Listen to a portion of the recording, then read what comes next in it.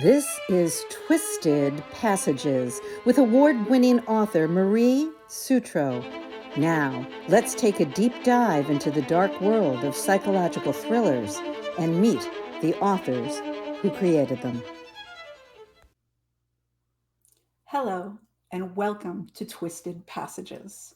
I'm your host, Marie Sutro, and today we'll be talking to author R.J. Jacobs about his latest psychological thriller, This Is How We End Things. Welcome, R.J. Great to see you, Marie. Thank you for coming. For our listeners today, R.J. not only writes psychological thrillers, but he walks the walk as well. He's been practicing as a psychologist for over 20 years. So, without any further ado, RJ, please tell us, for those who haven't read it yet, a little bit about This Is How We End Things. Sure. So, This Is How We End Things is about a group of graduate students in a prestigious college in North Carolina who are conducting an experiment that is ethically questionable. And it involves some deception. And at some point, it is a murder mystery. And so at some point, things go awry and not everyone survives. But since everyone is skilled in the art of deception to conduct the experiment, it's difficult to know who's telling the truth and who isn't. So, since you've brought us into the waters already, I'll swim with you. Deception is a big issue. This experiment, I thought it was really great how you, through the different characters, talked about and kind of educated the reader about psychology and how it works and what we know about the human mind and what makes people lie. Could you give us a little glimpse into some of those conversations, not just Sure. in the book, but kind of the global concept of why do we lie and is it okay to lie? Well, let me back up and say that I was always fascinated by some of the history of psychology and the early experiments that probably wouldn't be possible to do today. And these are the experiments that are talked about in the first chapters of any psychology textbook. The Stanford Prison Experiment, the Milgram Obedience Studies, um, Robbers Cave. These are the kinds of studies that really provided us with some foundational knowledge as a field and as a science. But also come up in those first chapters of ethics textbooks because they involve some things often about deception that usually institutional review boards would flag now. The paradox, of course, is that we as a field really gained a lot by those experiments. So I was kind of fascinated by that. I think that when it comes to deception in an experiment, you have to have really good reasons for doing it. And usually you have to make a case for why it would be more valuable, or basically, do the risks outweigh, or do the potential benefits outweigh the risks from what you're going to glean from an experiment. In day-to-day life, I read a little bit about kind of what makes something potentially ethically an option to be dishonest. And most people think that if you are sparing someone's feelings in a very obvious context, or there's no real downside. For example, your neighbor makes you a pecan pie and then later asks you, how did you like it? The higher order of value is to say it was delicious, even if you didn't care for it. If someone is going to be hurt by knowing the truth and you can't say it in a kind way, a lot of times that's an option where it's considered more ethical to be a bit dishonest. I found it really interesting because part of what we do as psychological thriller writers is, there's that concept of the unreliable narrator. Right. So to some degree, it's baked into the cake for us as authors that we want to somewhat, not necessarily deceive the reader, but lead them to draw the wrong conclusions. How does that filter into society and the world of psychology and the Sure. murky areas where maybe it's plausible deniability, maybe it's there's all these kind of fringe areas that fit into it, even like I said, what we do with how we portray our characters. Sure. Well, the reader likes to solve a puzzle, and most readers say that they get frustrated if they can sort of figure out the mystery too quickly, and that involves a little bit of deception. They don't want to be told straightforwardly, yeah, this is exactly what happened. They want to do a little bit of detective work themselves, and sometimes have a sense that they're kind of outsmarting the characters. I think that that's a little bit of the fun for readers as they're reading a story like this. One of the advantages in writing a story from multiple points of view is that some of the characters can know things that the others don't. And it can raise the tension in that way because as the reader, you have this experience of being aware of what some don't know. And it's like the equivalent of hearing like suspenseful music in the background of a movie. One of the things I thought was so brilliant, the way that you started the book, if it's okay, if we can get into this a little bit, Sure. because I think readers will love this. I loved it as a reader. The prologue, what you give us in the prologue is the start of the puzzle. And it's a very, very fascinating way that you set it up, because you set it up with a reveal where someone's telling you about them. They're revealing who they are and what they are. Could you tell us a little bit more about what made you decide to set it up that way with the reveal on the front end that then starts a backward puzzle solving process for the reader? Sure. Yeah, it's a decision as a writer to start a story that way because, you're kind of giving away a little bit about the identity of the person. But as you notice, the report is heavily redacted. Since it's set in a clinical psychology setting, I like the idea. Well, let me back up a little bit further and say, as a psychologist, you don't really get in trouble with your patients for very many reasons. There's only a couple of things that psychologists really absolutely can't do, and they're very predictable. One of them is you can't have dual relationships with the people that are your clients. That's obviously a big no-no. And the other reason why psychologists ever really get sued by their patients is in child custody evaluations, where somebody is upset about their rights to be a parent being taken away. And I kind of wanted to exploit that a little bit and give a little bit of authenticity to the forensic report.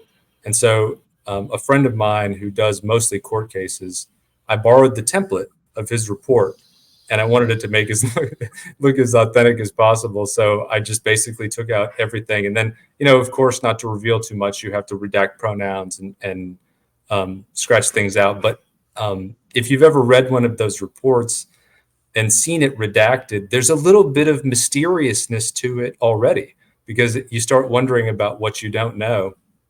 And just as a brief aside, I had a professor in grad school who part of his strategy was to use a little bit of technical jargon in reports like that lay people or people in the court would not understand. And it was just a little bit of a power play to let them know that he knew things that they didn't. And I kind of liked that a little bit for this aspect of the storytelling. It's fascinating that you bring that up. And for those who haven't read the book, this prologue is an interview, a psychological evaluation. Would that be the correct terminology? Yeah, it is. Yeah. That takes place at a certain point in the timeline, and then we have to extrapolate and solve what is a brilliantly constructed locked door mystery. What made you decide to go for a locked door mystery at the heart of it? Oh gosh, I think those are the sorts of stories that I really enjoy. I think during the pandemic, I was reading some of the classics, some of the Agatha Christie stories. And then at one point, I took my daughter to go see a play that was of Murder on the Orient Express. And I realized how much fun I was having. It's different than my other three books that are out in that it's more of a kind of a classic locked room mystery. I wanted to write something that was like that. I had so much fun experiencing it as a reader and as an audience member. So the next question that follows out of there is the obvious one. In order to create a good locked door mystery, you have to have a great cast of characters, which you do. So you're so great at crafting the personalities and the archetypal characters. And one thing that you do is you present puzzles within puzzles. And what I mean by that is the puzzle of each character. And we're presented with archetypes, but as the story evolves, those archetypes are tested. And the way that you do that through backstory extrapolation is really powerful. Where did that style of, we try to presume innocence and presume goodwill with every person we meet? But that style of revelation about someone's backstory and maybe how it tests our perceptions of them, how did that come about? That's a great question. I think I was on a panel recently about villains, and the question was about what makes a good villain. And someone remarked that from the villain's perspective of the story, they're not the villain. They're doing something that is completely heroic or virtuous, or at the very least, justifiable. And so in a story like this, where you're telling it from multiple points of view, you have to be a little bit, it's really a balancing act as a writer and a storyteller to try to give just enough so that the person, the reader, has a sense of who they're reading about, but not so much that it feels like an info dump kind of in the beginning and slows it down. I also feel like I really admire it when writers can say just a little bit and you feel like you know a lot about the characters. It's kind of a weird example, but Steven Spielberg was amazing at this as a director, because like when you see those kids in the Goonies, you feel like you know those kids and you're with them for under a minute and you think, I know those guys. It becomes very relatable. And some of it is sort of shorthand, but it becomes this representation of different parts of their personality. And when writers can do that, or storytellers can do that, it's really impressive. So that's kind of my aspiration. Well, I have to personally thank you for bringing up The Goonies, which was a fave of mine growing up, and it really fits in with the whole Halloween theme right now. Yeah. That's absolutely awesome. Coming back to even something that is a great example with The Goonies, in something Spielberg did well, Hitchcock also did well, testing our perceptions of people. And it occurs to me that a lot of our perceptions, we tend to make snap judgments, and we perceive people, especially if they show us an archetype that fits in our mind to something that we've seen and we know it's on the shelf. We get ready to put that person or that situation into a shelf. And I don't know if that's just because it's easier for us as human beings to try to bring order to chaos. But what I thought was so interesting, and this is a great little dig into what goes on in our heads, was that you really made the reader realize how much we do that. Because you have some amazing characters that you read one way and you think, I know this character, I know who they are, I've got them pegged, and you keep telling us and you keep showing us scene after scene, but then you show us something else, or you reveal something else, and you make us think, why would I have thought this about this person? Yeah. I absolutely loved that. Were you trying to say something a little bigger in that, or were you just saying, hey, this is what we do, and humans don't always show every side? Because I thought as a reader, it was a very powerful thing for me that I personally got out of it. Hey, let's stop assuming we know everyone, because we don't.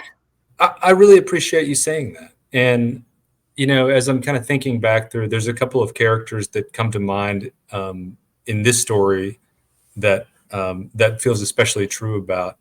And I have to say that it's a clinical tool as a psychologist to get curious. And particularly when you're working with a couple, one strategy to keep people from talking past each other is to try to encourage them to be a little bit curious about where the other one is coming from. And sometimes there is some depth to it. There's a backstory. There are good reasons why some people have a shield up. There's awesome reasons why some people would want to be self-protective or suspicious. And if you know the whole story, it makes a lot more sense. It's fascinating. And it's been my experience that when you know the whole story, you can navigate your relationships and have better, more balanced relationships with people, because you know where their minefields are, and you can Right. see where the mines are, and you can Right. Yeah. navigate around them. And I think showing people that you're interested in navigating around them builds trust, which Yes. probably helps a lot. As you said, in couples therapy, it's probably a very, Yeah. very helpful tool. Yeah. Going back to the idea of psychological experimentation, I was thinking about it a lot. You bring it up, I think, a couple of times throughout the story, and it's very analogous to physical experimentation that we do in the medical industry, and that's evolved a lot over time. There were a lot of unwilling participants in the past, in the That's right. history of medicine, and even today, I was thinking about this as I finished the book.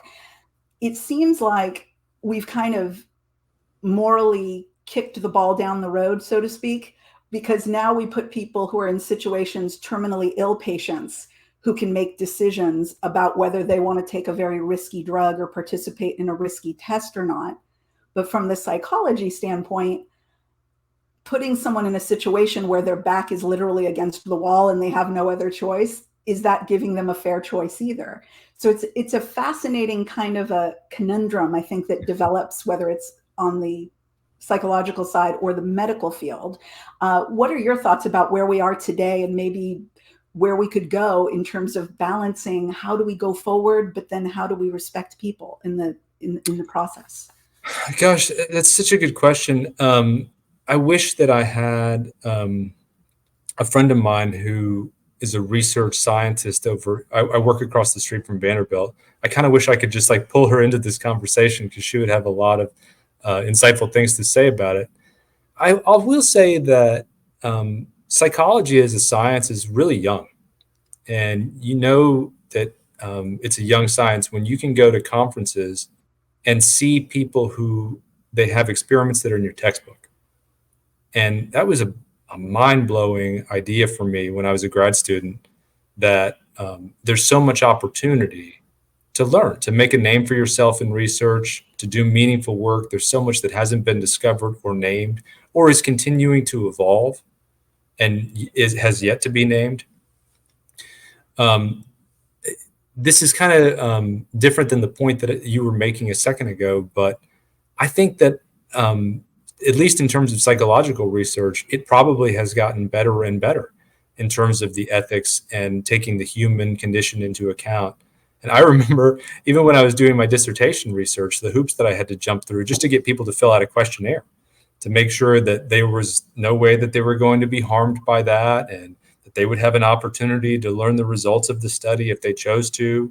And, proving to a committee of my peers and board members at the university that this was a study that had some merit.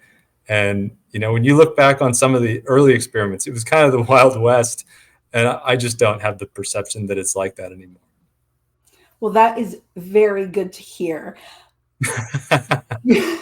I do not want to think about the Stanford study and some of those other things you brought up. It is good that as a society we've evolved on those issues. Speaking of evolving, as a writer, we all have our process of developing characters, developing plot. Mm-hmm. One of the other things you do well, and I'm guessing you have a leg up on all of us, there's got to be really amazing skills on your side of the pen when it comes to behavioral analysis. And you tell a lot of the story through mannerisms and body language. Do you think that's given you a leg up, that you do have to evaluate people as they're talking and understand them, not just what's coming out of their mouth, but what their body's representing? Yeah, a bit. I do think of things in terms of just being a behaviorist. Sometimes when I get asked in a first meeting with somebody in my office what my theoretical orientation is, I really lean pretty hard on the behavioral elements of things. And what a professor of mine in grad school said was his little soundbite was, if you ask why, you get a lie, meaning you should really just pay attention to the person's behavior because it tells you the entire story. And I think that I have that frame of mind when I create characters, and also have probably a higher level, sort of a psychological mindset of the power of the situation as a behavioral predictor. Most people think it's characterological all the time. They think, what kind of a person would do this? But really, if you took almost every character and put them under a certain set of circumstances, you could predict their behavior that way pretty easily. If you ask why, you get a lie. That will stick with me for a very long time. Well, people all the time want to ask, they say, why did he do this? Why would he have done that? And usually what you get when you ask that question are rationales. And rationales are just so often not particularly accurate. Fascinating. That will, you probably gave me a tool that I shouldn't have. Probably something that should not be in my little tool chest. Because who knows what I'll do with it. But no, but I really did. I loved the story. And for anyone that loves psychological thrillers, I know that they're going to love this book. Do have another question for you. You mentioned Goonies. And I would be remiss if I didn't throw another 80s reference in. Yeah, I'm here for it. So we're going to go to lyrics, and we're going to go to Prince. And there is a song that starts out, "Dearly beloved, we're gathered here today to get through this thing called life." That's right. Did navigating your own journey through life have anything to do with what you chose to do for a career? Or was it just the fact that you like to solve puzzles and the human mind is the biggest puzzle there is?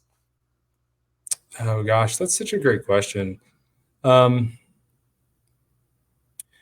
feel like this is kind of taking me back to some of my first psychology classes. And I think that until I took those early psychology classes, specifically social psychology, I didn't have a strong sense of the applicability of what I was learning. It was all really theoretical. People would say, oh, this is going to be relevant, or this is going to be important later on. But it wasn't really very obvious. When I took social psychology and I realized that there was a name for something like the bystander effect, I felt a light bulb go off that I had never really felt before. And I thought it made me very curious. And a lot of people have this experience when they're reading a novel where they think, oh my gosh, there's a word for that. I didn't realize that that was a named phenomenon that other people had had.